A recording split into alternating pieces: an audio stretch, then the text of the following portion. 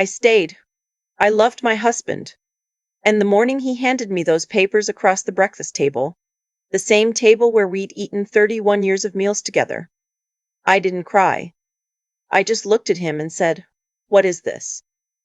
He said, "You know what it is." I didn't actually, not fully, not yet. His name was Roland. We met in 1989 at a church potluck in Knoxville, Tennessee. The kind of event where the women bring casseroles and the men stand near the door pretending they came for fellowship and not the food. I was 42. He was 48. I'd been widowed 4 years before and wasn't looking for anyone. He had been divorced once, quietly, and he didn't talk about it much. What he did talk about was building things. He'd built his own landscaping company from a pickup truck and a handshake into something real. 7 crews, a greenhouse, contracts with 3 county school districts. I admired that. I admired him. We married 18 months after we met. I wore a cream-colored dress and my daughter did my hair. My son flew in from Phoenix. It was small and good. That was what I wanted. I was a retired school teacher by the time we married. 30 years in the classroom, mostly 4th grade. I had my pension. I had my small savings account. I didn't bring wealth into the marriage, but I brought myself, and for a long time I believed that was enough. I want to be fair here, because I am not a woman who enjoys being unkind. The early years were genuinely good. We traveled some. He was attentive in the way that men of his generation could be, not always emotionally present, but reliable. He fixed things. He showed up. He called when he said he would. We disagreed like everyone does, but I never feared him, and I never doubted that he was, in the ways that counted, on my side. What changed, I couldn't tell you in a single sentence. Change in a long marriage is usually not a door slamming. It's more like a window that you leave open a crack, and then one season you realize the whole room has gone cold. Sometime around year 20, I noticed he had started keeping the office door closed. Not locked, just closed. He'd always worked from home on Fridays, and for decades, that door stayed open. I'd bring him coffee. He'd wave me in. We'd talk about small things. And then, gradually, he stopped leaving it open, and when I mentioned it once, he said he needed to concentrate. I accepted that. I was not a suspicious woman. I had no reason to be. At 68, I developed a problem with my hip that required surgery. The recovery was long, almost 4 months before I was walking normally, and during that time Roland managed everything. The finances, the house, the appointments. He did it without complaint, and I was grateful. Afterward, when I offered to take back the bill paying and the bank statements, he said he'd gotten into a rhythm and it was easier if he just kept doing it. I didn't argue. My hip still ached when the weather changed, and I was tired in ways I hadn't been before the surgery. I let him keep doing it. That was my mistake. Not the only one, but the first one I should have caught. The morning he handed me those papers, I was 73 years old. He was 79. He had been in declining health for about 2 years. His heart, mostly, and some trouble with his kidneys. I had assumed, in the vague way that spouses assume things, that we were managing it together, that we were in the last chapter of a long book and we were reading it side by side. I was wrong. The papers were divorce papers. A petition, already filed. The attorney's name was on the top. Someone I didn't recognize. Someone from a firm in Nashville, not our town. Roland had driven 45 miles to find a lawyer I wouldn't know. I read the first page twice. Then I looked up at him. "Is there someone else?" I asked. He didn't answer right away. He picked up his coffee mug and turned toward the window. Then he said, "That's not what this is about." I found out later that it was, in fact, partly what it was about. But that morning I didn't press. I folded the papers back into the envelope, and I walked to the bedroom, and I sat on the edge of the bed, and I looked at the pattern on the rug. A rug I'd bought at an estate sale in 2004, and I breathed. My daughter called that afternoon. She lives 20 minutes away, and somehow she already knew. Roland had told her the night before. "Mom," she said, and her voice had a careful quality to it that I recognized from years of watching her navigate difficult conversations. She's a careful person. She chooses her words. I think you should try to understand his perspective. I waited. "He's been unhappy," she said, "for a long time." "He never told me," I said. He didn't know how. I hung up the phone and sat very still for a very long time. My son called 2 days later, also from Phoenix. His conversation was shorter. He said he loved me and he was sorry this was happening. And then he said he thought I should be careful not to make things worse. I asked him what that meant. He said he just meant that he hoped it could stay civil. I said I hope so too, though I was already beginning to understand that civil was not necessarily the same as fair.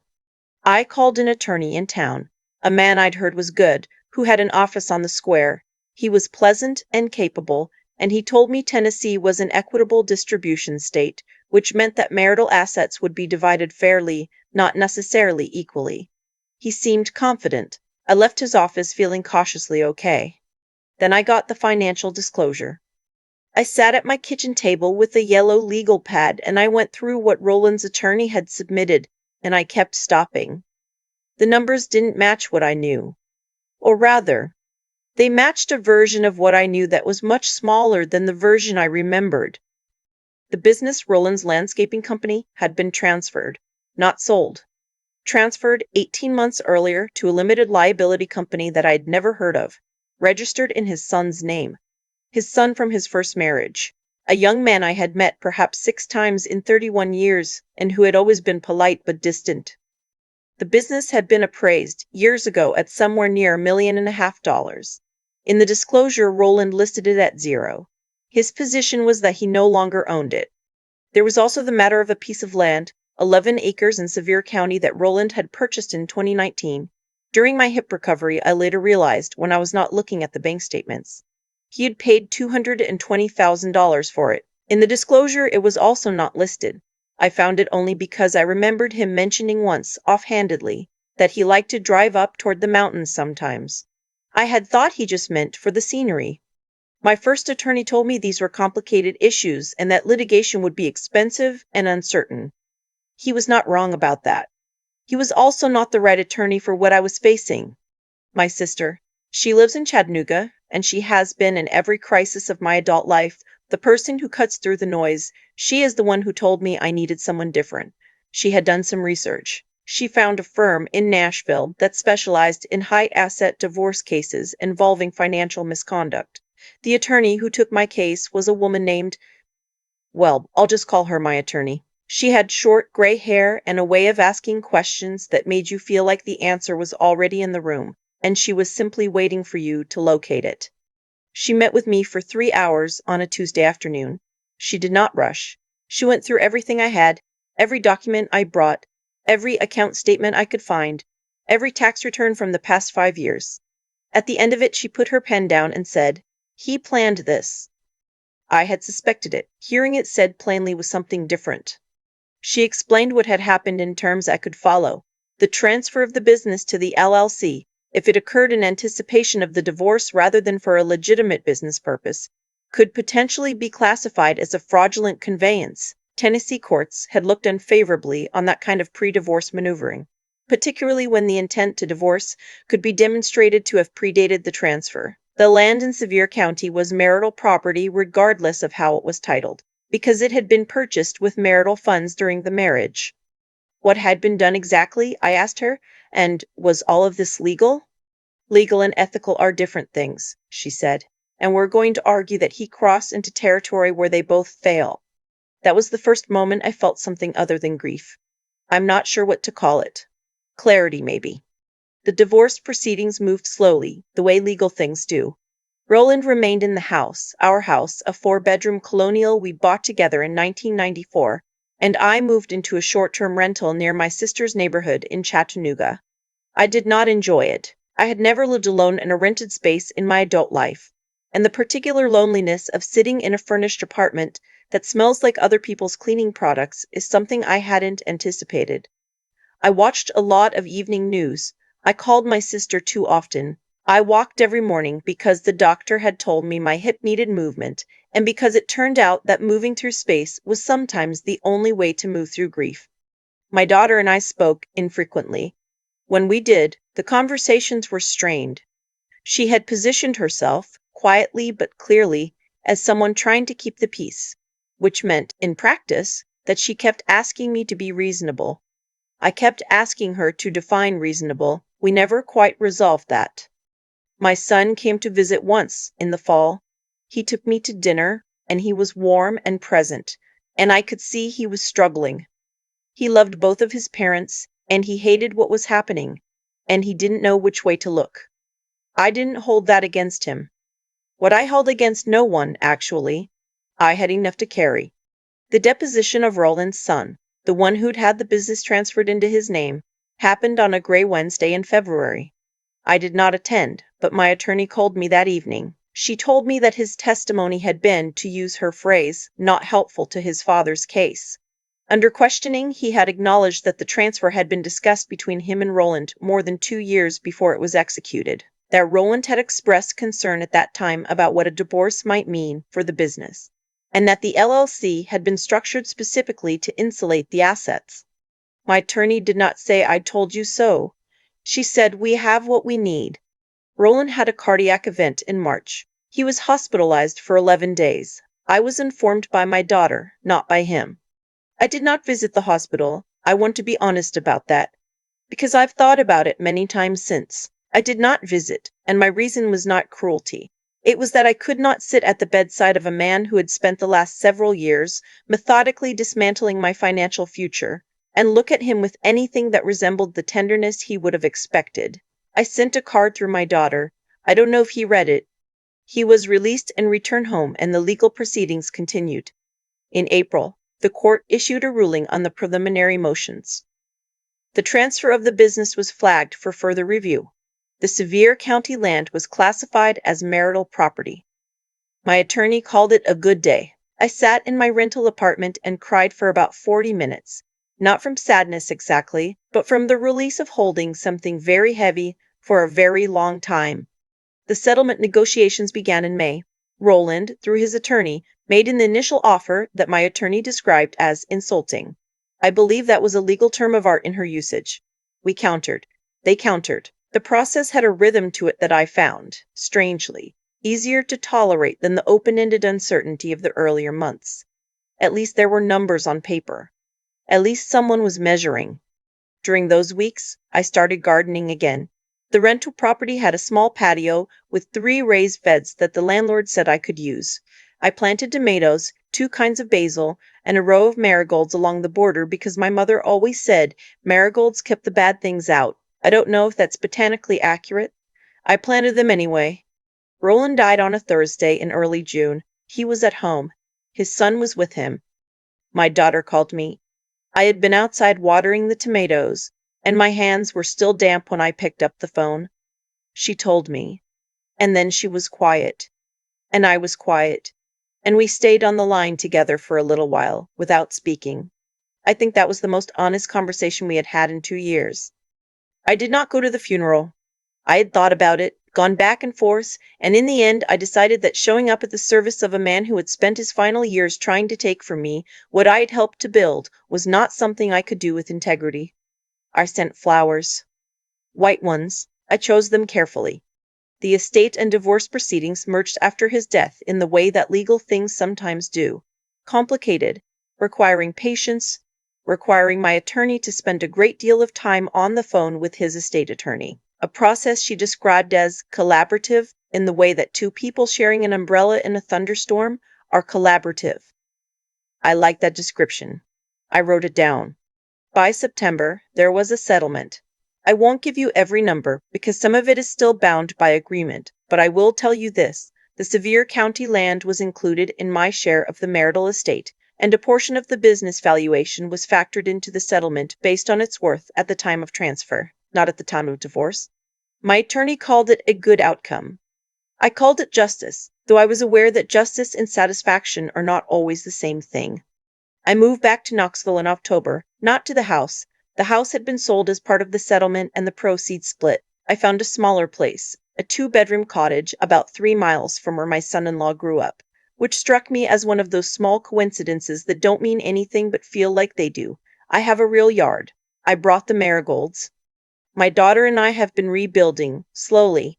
She called me on my birthday in November, and she didn't mention anything about the settlement or her father or any of the preceding year. She asked me what I was doing, and I told her I was making cornbread. And she laughed, and it was a real laugh, and I held on to it. My son calls every Sunday, he always did, even during the worst of it. That is a thing about him I have always loved and will not take for granted.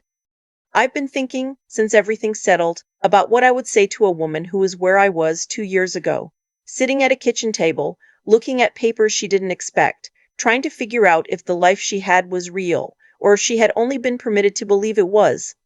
What I would say is this: the life was real. Your part in it was real. What someone else chose to do with the trust you gave them does not unmake what you built, or who you were inside it. You are allowed to grieve the person you thought you married, without pretending he was someone he wasn't. You are allowed to fight for what is yours, without feeling that fighting makes you unkind. And you are allowed, this took me longer to learn, to be angry. Quietly, sustainedly, usefully angry. Not the kind that burns everything. The kind that keeps you warm enough to see clearly and make good decisions and walk into a lawyer's office in Nashville and say, plainly, here is what happened to me. And here is what I would like you to help me do about it. I planted a rose bush along the south wall of the cottage last week. It won't bloom until spring. I'm not going anywhere. I keep coming back to the rose bush. Not the settlement, not the depositions, not the moment my attorney said we have what we need. The rose bush. I planted it along the south wall of the cottage last week, and I stood there in the November cold with my gardening gloves on, pressing the roots into soil I'd only been living on for a month, and I thought, this is what the other side of it looks like. Not triumph, just this: dirt under your fingernails and something alive going into the ground. Roland made choices. I want to be clear about that because I think people sometimes soften what happened in long marriages by spreading the responsibility around until no one is really accountable for anything. He chose to close the office door. He chose to manage the finances during my recovery and then keep managing them when I was well again. He chose to drive 45 miles to find a lawyer I wouldn't recognize. He chose, over years, to treat our shared life as something he was entitled to divide and distribute according to his own preferences. Those were his choices, and they had consequences. For me, yes, but also for him. He spent the last months of his life in legal proceedings of his own making. He died before they were resolved. I don't know what that felt like from the inside, and I won't pretend to. What I know is what happened to me when I stopped being passive about it. There is something that happens when you walk into a room and say, plainly and without apology, here is what was done, and here is what I intend to do about it. Something shifts. Not in the room, in you. I had spent 31 years being the person who kept the peace, who understood his perspective, who didn't press. Being that person cost me financially and otherwise. Reclaiming the right to be someone who asks hard questions and expects real answers. That cost me something too, in a different way. It cost me comfort. It cost me the version of myself that preferred not to know. But I think about my daughter, and the careful voice she used on the phone that first afternoon, and I understand that she was doing what she had learned to do in our family: manage, smooth, redirect. I was doing the same thing for decades. What I hope she saw, over the course of that year, was a different way to move through something difficult. Not louder. Not harder. Just clearer. Knowing what you're owed and having the patience to work toward it through legitimate means. Without bitterness eating you from the inside. That is not weakness wearing a polite face. That is actually quite hard to do. My sister asked me once near the end of it whether I regretted staying in the marriage as long as I did. I thought about it seriously. I told her no. I meant it. I don't regret who I was inside that marriage. I regret some of what I didn't look at. There's a difference. What I carry forward is simpler than people might expect. Pay attention to the numbers. Ask questions even when the asking feels intrusive. Do not hand over the accounting of your own life, not your finances, not your legal standing, not your sense of what is fair, to someone else, no matter how much you trust them. Trust is not the same as verification, and love is not a reason to be uninformed. And when something is taken from you, through deception, through planning, through a door that was quietly closed while you were looking, you are allowed to go get it back. Not out of anger, out of knowing exactly what it's worth. The rose bush will bloom in the spring. I've already decided I'm going to be there to see it.